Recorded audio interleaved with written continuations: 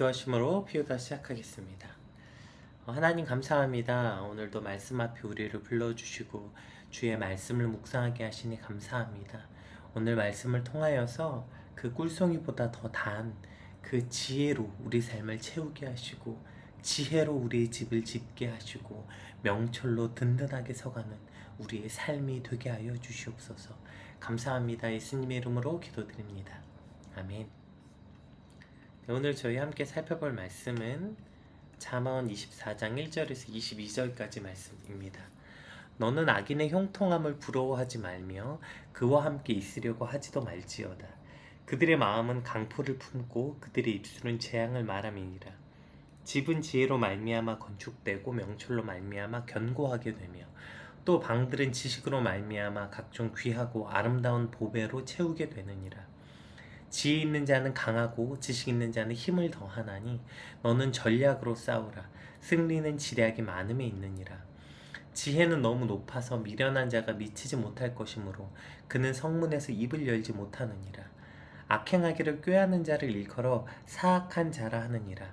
미련한 자의 생각은 죄요 거만한 자는 사람에게 미움을 받느니라. 내가 만일 환난 날에 낙담하면 내 힘이 미약함을 보임이니라. 너는 사망으로 끌려가는 자를 건져주며 사륙을 당하게 된 자를 구원하지 아니하려고 하지 말라. 내가 말하기를 나는 그것을 알지도 못하였노라 할지라도 마음을 저울질하시는 이가 어찌 통찰하지 못하시겠으며 내 영혼을 지키시는 이가 어찌 알지 못하시겠느냐. 그가 각 사람의 행위대로 보응하시리라. 내 아들아 꿀을 먹으라. 이것이 좋으니라. 송이꿀을 먹으라. 이것이 내 입에 단이라. 지혜가 내 영혼에게 이와 같은 줄 알라. 이것을 얻으면 정령이 내 장래가 있겠고 내 소망이 끊어지지 아니하리라. 악한 자여 의인의 집을 엿보지 말며 그가 쉬는 처소를 헐지 말지니라. 대저 의인은 7번 넘어질지라도 다시 일어나려니와 악인은 재앙으로 말미암아 엎드려지느니라. 내 원수가 넘어질 때에 즐거워하지 말며 그가 엎드려질 때에 마음에 기뻐하지 말라. 여호와께서 이것을 보시고 기뻐하지 아니하사 그의 진노를 그에게서 옮기실까 두려우니라. 너는 행악자들로 말미암아 붐을 품지 말며 악인의 형통함을 부러워하지 말라. 대저 행악자는 장래가 없겠고 악인의 등불은 꺼지리라. 내 아들아 여호와와 왕을 경외하고 반역자와 더불어 사귀지 말라. 대저 그들의 재앙은 속히 말이니 그 둘의 멸망을 누가 알랴. 아멘. 이제 오늘 본문은 그 우리 삶을 지탱해주고 끌고 가야 하는 것, 즉 우리 삶을 채워야 되는 것이 바로 지혜다. 이러한 내용을 강조하는 본문입니다. 그래서 특별히 그 뒤에 이 지혜에 관한 이야기를 우리 13절 본문에 보면 우리가 지혜를 어떤 마음으로 갈망하고 소망해야 되는가 이렇게 표현하고 있죠. 내 아들아 꿀을 먹으라. 이것이 좋으니라. 송이꿀을 먹으라. 이것이 내 입에 단이라. 이 꿀이 바로 지혜를 말하고 있고요. 그 지혜가 내 영혼에게 이와 같은 줄 알라. 이것을 얻으면 정령이 내 장래가 있겠고 내 소망이 끊어지지 아니하리라. 즉 이 지혜가 우리 삶을 채워야 된다. 지혜에 대한 어떤 그 중요성, 우리 삶의 지혜를 어떻게 갈망해야 되는지 오늘 본문 전체가 이야기하고 있습니다.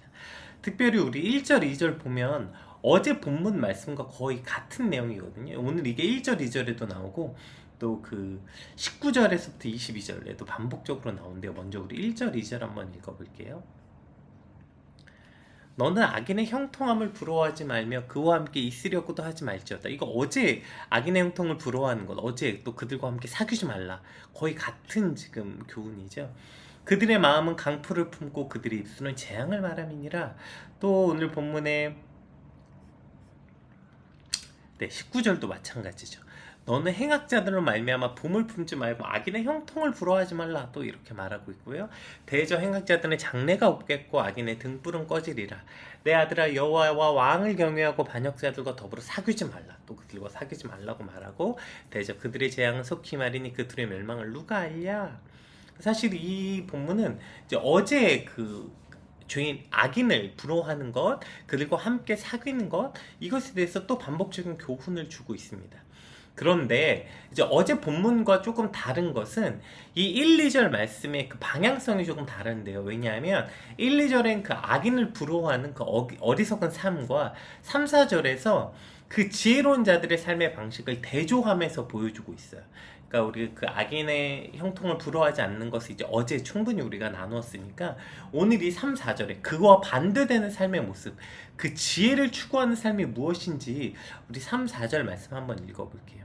그러니까 이 1, 2절 말씀이 이제 어저께 말씀과 이제 조금 그 방향성을 조금 더 구체화하고 있는데요.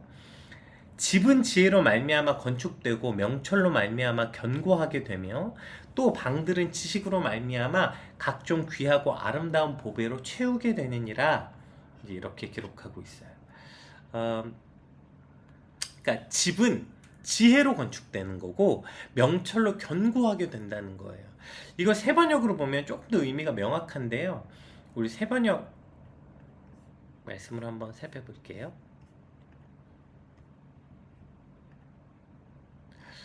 제가 세번역 말씀을 PPT로 안 넣었네. 아주 간단. 제가 읽어드릴게요. 집은 지혜로 지어주고 명철로 튼튼해진다. 그 굉장히 명료하죠. 집은 지혜로 지어지고 명철로 튼튼해진다. 이것이 바로 지혜라는 거예요. 집은 뭘로 지어지는 거냐면 지혜로 지어지고 집은 명철로 튼튼해진다는 거예요. 이걸 아는 것이 지혜라고요. 그런데 우리들 악인의 집을 부러워해요. 악인이 집 짓는 방법과 악인이 그 집을 튼튼히 세워져 가는 방법을 부러워한다고요. 그래서 악인의 형통을 부러워한다고요. 그러니까 자꾸 악인은, 그러니까 하나님을 알지 못하는 미련한 자는 돈으로 집을 짓고 쾌락의 즐거움으로 그 집을 세워간다고 착각하는 거죠. 그래서 그 삶의 방식을 부러워하는 것이죠. 그러나 지혜는 무엇이냐면 집이 무엇으로 지어지는가, 그것을 완전하게 철저히 깨닫는 자, 그것이 곧 지혜다, 이렇게 말하고 있는 거죠. 하나님의 섭리가 뭐예요? 우리가 이 땅에, 하나님 여러분 이 땅을 무엇으로 지으셨습니까? 성경에 수없이 기록하고 있죠. 우리 한번 시편 말씀부터 예레미야까지 한번 볼게요. 지혜로 하늘을 지으신 이에게 감사하라. 그 인자하심이 영원하미로다. 지혜로 하늘을 지으셨다고 말씀하고 있고, 시편 또 104편 24절, 여호와여 주께서 하신 일이 어찌 그리 많은지요. 주께서 지혜로 그들을 다 지으셨으니 주께서 지으신 것들이 땅에 가득하나이다. 또 이 땅을 하나님이 지혜로 지으셨다. 시편에 이렇게 고백하죠. 예레미야 10장 12절, 여호와께서 그의 권능으로 땅을 지으셨고 그의 지혜로 세계를 세우셨으며 그의 명철로 하늘을 펴셨으며. 그러니까 사실 성경에서 하나님이 이 땅을 뭘로 지으셨다고 계속 말하고 있어요? 지혜로 하늘을 지으셨고 명철로 하늘을 펴셨다. 아멘. 이것을 믿는 거예요. 그런데 우리는 자꾸 무엇으로 집을 지으려고 하냐고요. 내 집을 짓는 것은 오직 하나님의 지혜로 짓는 것이고, 무엇으로 우리 집을 튼튼하게 하는 것이냐면 명철로 우리 집을 튼튼하게 한다고요. 그런데 이것을 자꾸 잊을 때 우리는 자꾸 악인들을 부러워하고 악인들과 함께 하려고 하는 거예요. 하나님께서 지혜로 하늘을 지으셨고 명철로 하늘을 펴신 것처럼 오직 우리 인생이 하나님의 지혜로 지어지고 명철로 튼튼해지는 삶, 이것을 믿고 꿈꾸는 것이 바로 지혜자의 삶이라는 것이죠. 오늘 본문은 특별히 이것을 집으로 표현하고 있는데요. 집, 그러니까 우리의 가정에 대해서 한번 적용해 보면 좋을 것 같아요. 얼마 전에 그 사회 조사를 통한 청년들의 인식 변화라는 설문조 조사를 했는데요. 10대, 20대, 30대들이 결혼에 대해서 긍정적으로 생각하는 비율이 전부 다 몇 프로대였냐면 30%대예요. 10대, 20대, 30대가 전부 다 30%만, 그러니까 30%대만 결혼에 대해서 긍정적으로 생각한대요. 그러니까 3분의 2는 전부 다 결혼에 대해서 부담스러워 한다는 거예요. 당연히 그 이유를 물어봤죠. 그 1위는 결혼 장업에 대한 부담, 2위가 결혼의 필요성을 느끼지 못해서. 똑같아요. 이거 남녀 프로테이지 차이는 좀 있는데 1, 2위가 똑같습니다. 뭐 사실 2위 결혼의 필요성을 못 느껴서, 이것도 사실 뭐 말장난이죠. 센 척하느라고 저렇게 말하는 거고, 결국에 그 부담감, 결혼에 대해서 자신이 기대하는 삶을 살기 어려운 것에 대한 또 다른 표현일 뿐이죠. 왜 결혼과 가정에 대해서 어려워해요? 결혼을 돈으로 자꾸 집을 짓는다고 생각하기 때문에 그래요. 돈으로 집을 짓고 그 어떤 즐거움과 쾌락, 그것을 행복이라는 말로 포장한 것뿐이죠. 그것으로 집을 견고하게 하려고 하다 보니까 결혼하기가 너무 어렵고 부담스럽고 힘든 것이죠. 그럴싸해 보이는 집 지어놓고 인스타에 자랑하고 행복하게 사는 것처럼 맨날 그렇게 자랑해 놓지만 실상 어때요? 그 집에 들어가면 그 집에는 강포와 입술의 재앙이 가득한 거죠. 예. 그런데 여러분, 지혜로 집을 짓고 명철로 그 집을 견고하게 되면 어떻게 되냐면, 우리 4절 말씀 한번 볼게요. 4절. 또 방들은 지식으로 말미암아 각종 귀하고 아름다운 보배로 채우게 되느니라. 아멘. 그러니까 각 방들마다 각종 귀하고 아름다운 보배로 가득한 거예요. 지혜로 집을 지은 사람, 그리고 그 명철로 집을 튼튼히 세운 것, 이것을 믿는 사람들의 집은 어떻게 되냐면 각 방들마다 각종 귀하고 아름다운 보배. 여러분, 여기서 각종 아름다우고 귀한 보배가 뭐겠어요? 네, 사랑이 넘치고 화평과 희락과 기쁨이 가득한 것이죠. 여러분, 무엇으로 여러분의 집을 채우고 싶으십니까?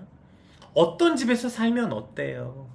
좁고 작은 집에 살아도 여러분, 그 각 방마다 사랑으로 가득한 집, 각 방마다 하나님이 주시는 화평과 기쁨으로 가득한 집, 여러분 상상만 해도 너무나도 설레고 그 기쁨이 가득한 집 아닙니까? 이걸 꿈꾸느라고 우리가 결혼하고 이걸 꿈꾸느라고 이러한 가정을 이루고 싶은 거 아니에요? 그런데 늘 자꾸 여기에 착각하는 거예요.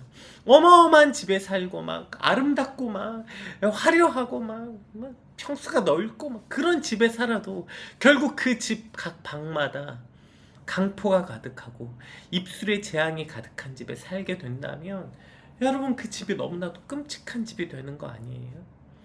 어리석게도 우리는 자꾸 악인의 집을 부러워해요. 여러분, 그 악인의 집 인스타에 올려놓는 그 집이요.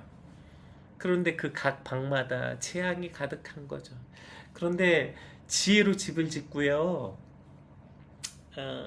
명철로 그 집을 튼튼하게 한 집은요, 거기에 각종 보화가 가득하거든요. 여러분, 근데 그 각종 가득한 보화는 인스타에 올라가지가 않아. 그 인스타에 자랑할 수가 없어, 그건. 네. 그러니까 집으로 집을 짓고 명철로 튼튼해 집, 그래서 각 방마다 온갖 아름다운 보화로 가득한 집. 여러분, 그러한 가정을 꿈꾸고 그러한 집을 꿈꾸는 것, 이것이 지혜자들이 사는 방식이라는 거예요. 5절 이하에도 계속해서 이 지혜에 관한 말씀을 주고 있거든요. 우리 5절 말씀 한번 볼게요. 지혜 있는 자는 강하고 지식 있는 자는 힘을 더하나니 너는 전략으로 싸우라. 승리는 지략이 많음에 있느니라. 지혜는 너무 높아서 미련한 자가 미치지 못할 것이므로 그는 성문에서 입을 열지 못하느니라. 악행하기를 꾀하는 자를 일컬어 사악한 자라 하느니라. 네. 계속해서 이 지혜에 대한 강조를 하고 있죠. 그러니까 힘이 세고 능력 있는 것보다 지혜로 세상을 살아라. 그것이 우리가 세상을 사는 최고의 전략이라는 거예요. 이제 연말 되면 내년 계획 세우고 또 막 그 인생의 계획들을 세우잖아요. 그때 우리의 전략은 힘에 있지 않고 바로 하나님의 지혜에 있다는 거예요. 하나님의 지혜, 하나님의 말씀, 하나님의 가치와 섭리, 이것이 우리 삶을 가장 존귀한 것으로 여기는 것, 이것이 바로 지혜로 집을 짓는 삶인 것이죠. 그러나 미련한 자는 늘 멀리서 찾아요. 성문 앞에서 무슨 대단한 것처럼 떠들고 앉아있지만 결국 그들은 지혜가 없으니까 악을 꾀하고 거만한 삶을 살 수밖에 없는 것이죠. 지혜가 없는데 그 삶이 당연히 악한 열매로 귀결되는 것은 매우 당연한 거 아닙니까? 그러니까 너희는 지혜를 꿈꾸라는 거예요. 이 5절 말씀을 우리 세 번역으로 한번 읽어보면 훨씬 더 명확한 어떤 명료한 말씀이 있어요. 우리 한번 5절 읽어볼게요. 지혜가 있는 사람은 힘이 센 사람보다 더 강하고 지식이 있는 사람은 기운이 센 사람보다 더 강하다. 아멘. 그러니까 지혜를 꿈꿔야 되는 것이죠. 네. 오늘 우리 삶을 그 지혜를 갈망하고 지혜로 꿈꾸게 될 때 힘이 아니라 능력이 아니라 자꾸 이렇게 겉으로 보여지는 것들이 아니라 내 삶을 정말 채워야 되는 것, 하나님의 지혜로 내 삶을 채우고 내 삶을 갈망하게 될 때 그것이 꼭 강함이고 그것이 우리 삶의 가장 대단한 전략인 거예요. 뭐 이렇게 살아야 되고 내년에 뭐 이렇고 전망이 어떻고 내년에 경제가 어떻고 뭐 참고하는 것은 좋은데요. 우리 삶의 진짜 가장 최고의 전략이고 가장 지략이 많은 승리가 있는 것은 바로 지혜라고요. 그러니까 힘으로가 아니라 지혜로 우리 삶을 채울 때 지혜가 있는 사람이 힘센 사람보다 강하고 지혜가 있는 사람이 어떤 능력보다 강하다는 것을 믿기에 지혜를 갈망하고 지혜를 소망할 때 우리 안에 이것이 가장 최고의 전략이 된다고 말하고 있습니다. 즉 지혜로 우리 집을 짓고 지혜로 우리 인생을 짓게 될 때 이것이 우리 삶의 가장 큰 힘이고 가장 큰 능력이다 이렇게 말하고 있습니다. 우리 10절 말씀도 한번 같이 살펴보겠습니다. 이제 10절은 조금 다른 뉘앙스로 이제 그 내용이 바뀌는데요. 내가 만일 환난 날에 낙담하면 내 힘이 미약함을 보임이니라. 조금 말이 어렵죠. 그래서 뭐 이것에 대해서 이제 해석이 조금 어려운 부분들이 있어요. 근데 어쨌든 가장 기본적인 해석은 환난 날에 포기하지 말고 힘을 내라는 교훈으로 이것을 해석합니다. 물론 이제 뭐 다른 해석은 이제 11절부터 나오는 다른 이들을 사망에 있는 이들을 세우는 뭐 그것에 대한 그 연결부분으로 보기도 하는데요.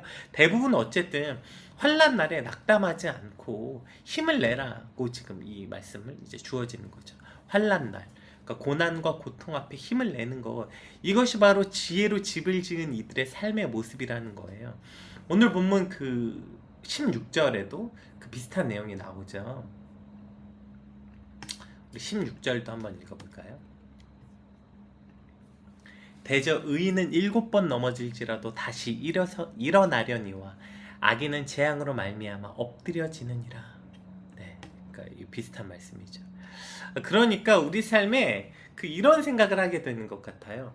지혜를 갈망하고 지혜를 있는 사람들은 환난을 안 당한다고 착각하는 것 같아요. 지혜는 환난을 안 당하게 하는 피해가게 해주는 어떤 부적 같은 게 아니라요. 지혜는 어떤 거냐면 환난 속에서 포기하지 않고 일어나게 해주는 게 핵심이라는 거예요. 그래서 우리 집을 지혜로 지어야 된다는 거예요. 예수님께서 마태복음 7장에 보면 이런 얘기를 하시죠. 우리 마태복음 7장 말씀 한번 같이 살펴볼게요.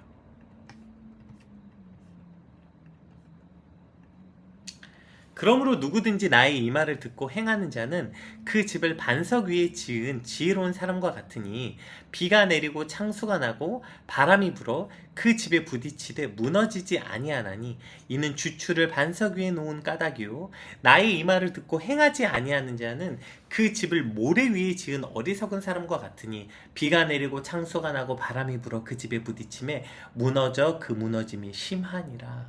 아멘. 보세요.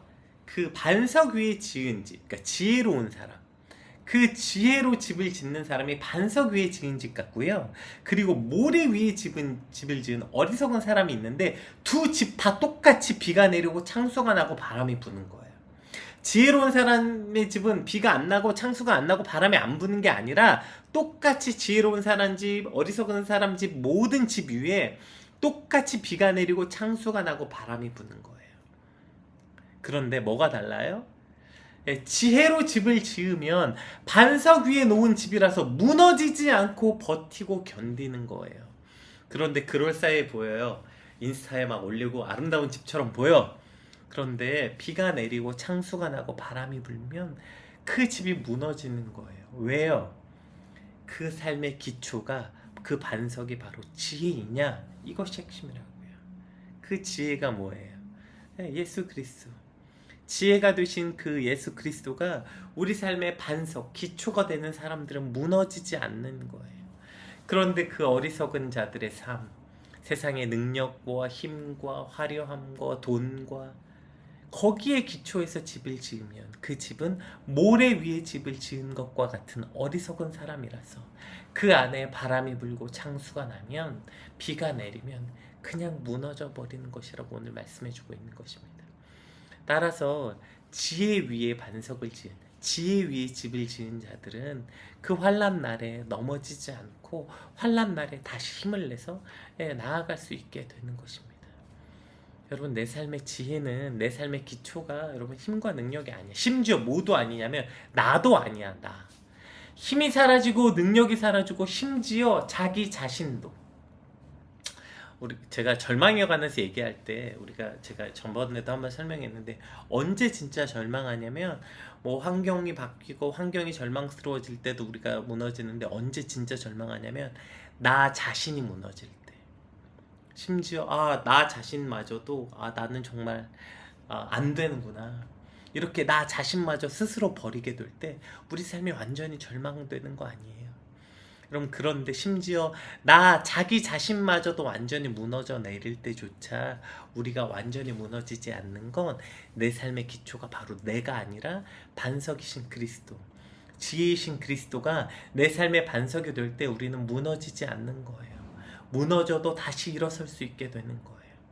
내 삶을 지탱하고 있는 게 무엇인지 잊지 말아야 되는 거예요. 여러분, 내 삶은 내 능력으로가 아니라, 내 삶은 어떤 뭐 세상의 지혜나 능력과 돈이 아니라, 심지어 내 의지나 내 의나 내 행위로 지어진 삶이 아니라, 내 삶의 기초는 바로 그리스도, 예수 그리스도로 내 삶의 기초가 반석이 되어질 때, 내 삶이 세상의 돈이나 능력이 아니라 내 삶의 기초가 그리스도로 지어졌다는 것, 그것을 우리가 기억할 때 무너지지 않는 거예요. 무너져도 다시 일어날 수 있는 거예요. 비가 내리고 창수가 나고 바람이 불어도 우리가 그 속에서 다시 일어날 수 있게 되는 것. 오늘 본문의 표현대로라면 환난 날에 다시 낙담하지 않고 힘을 내고, 의인은 7번 넘어져도 다시 일어날 수 있는 건 우리가 바로 지혜 위에 집을 짓고 명철로 튼튼히 세운 우리 삶이 되어질 때 우리가 그렇게 살 수 있게 되는 것입니다.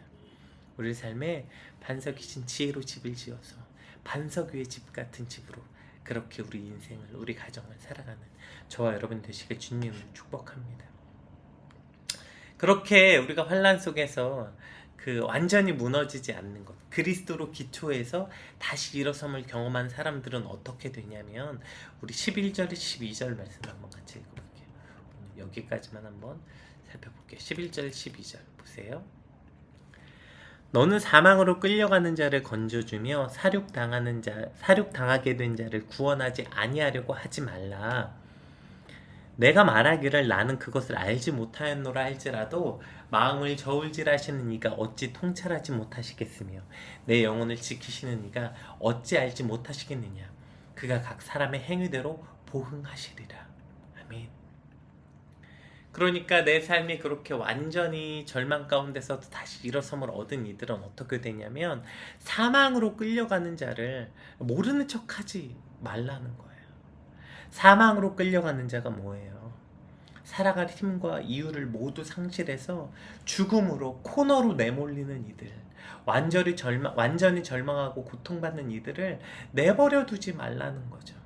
나는 몰랐다, 못 봤다, 그렇게 그냥 스스로 할지라도, 그렇게 핑계댈지라도 우리 마음을 감찰하신 하나님은 다 아시고 그 행위대로 보응하신다고 오늘 말씀하고 있습니다. 우리가 나 자신조차 사망 가운데서 내 생명을 지키신 하나님을 경험한 이들, 그 7번 넘어지고 7번 쓰러져서 이제 완전히 절망했을 때도 다시 일어서고 7번 쓰러졌다는 건 7번을 말하는 게 완전 숫자잖아요. 넘어질 때마다 계속 우리를 일으켜 세우신 그 놀라운 하나님의 놀라운 그 사랑과 그 그리스도로 기초한 반석 가운데서 일어선 이들은 그렇게 또 사망으로 끌려가는 이들, 넘어진 이들을 못 본 척 할 수 없다는 거예요. 그게 안 되는 거예요. 여러분, 못 본 척하면 편하죠. 편하지 않아요? 그 사망으로 끌려가는 이들, 그들을 못 본 척 할 수가 없는 거죠. 그들과 함께 하려면 얼마나 피곤합니까? 내 시간을 써야 되죠. 에너지 써야 되죠. 그들 때문에 그 고통 가운데 나도 같이 고통받아야 되죠. 그런데 모르는 척하는 게 가장 편하잖아요. 이때 대부분 이렇게 야, 네 인생이나 잘 살아. 너나 똑바로 살아. 야, 뭐 그렇게 오지랖 떨고 온갖 사람들 거에 네가 어떻게 다 해줘. 그러나 내가 그 건짐을 받았기 때문에 사망으로 끌려가는 이들을 도저히 못 본 척할 수 없게 되는 것이죠. 그리고 하나님께서는 그것을 갚으시겠다는 거, 보응하시겠다는 거예요. 네가 모르는 척하면 모르는 척한 대로 그들을 네가 함께 건지고 그들을 못 본 척하지 말고 그렇게 네 힘을 다해서 그들을 건져낼 때 하나님이 그것에 보응해 주시겠다 말하는 거죠. 왜요? 사망의 고통을 아는 자들은 사망의 고통을 당하는 이들을 못 본 척할 수 없는 거예요. 또 그 고통에서 건진받은 기쁨을 아는 이들은 그들을 건지고 싶을 수밖에 없는 거예요. 이것이 바로 지혜를 경험하는 이들, 지혜의 반석에 집을 지은 이들의 삶의 방식이라는 것입니다. 세상은 못 본 척하는 게 지혜라고 말해요. 아니요. 근데 지혜의 반석 가운데 집을 세워서 7번 넘어져도 다시 일어섬을 얻은 자들은 절대로 못 본 척할 수가 없는 거예요. 이것이고 지혜로 집을 지은 이들의 삶의 방식이라는 것입니다. 우리가 다시 일어섬을 얻었다면 그 넘어진 이들을 못 본 척할 수 없고 그들과 함께 그 자리에서 그들을 일으켜내는 삶, 그들을 같이 사망에서 끌려간 이들, 사륙당하게 된 이들을 구원하는 데 주저하지 않는 삶, 오늘 그것이 저와 여러분의 삶이 되시길 주님으로 축복합니다. 오늘 우리 받은 말씀만 놓고 한번 기도해 봅시다. 우리 삶을 지탱하고 이끌어가는 것은요, 여러분, 집은 지혜로 지어지고요, 명철로 튼튼해지는 거예요. 우리 인생은 지혜로 지어지고요, 명철로 튼튼해지는 거예요. 다른 것으로 짓는 게 아닙니다. 다른 것으로 집을 짓는 건 모래 위에 지은 집과 같이 되는 것입니다. 하나님, 오직 내 삶이, 우리 집이, 우리 가정이 지혜로 튼튼해지게 하여 주시옵시고 그것을 경험한 이들은 다른 이들의 삶 역시 지혜로 짓게 되는 사망에 빠진 자들을 건지는 삶, 주님 이것이 오늘 우리의 삶이 되게 하여 주시옵소서. 우리 같이 그렇게 받은 말씀 놓고 함께 기도하겠습니다. 기도합시다.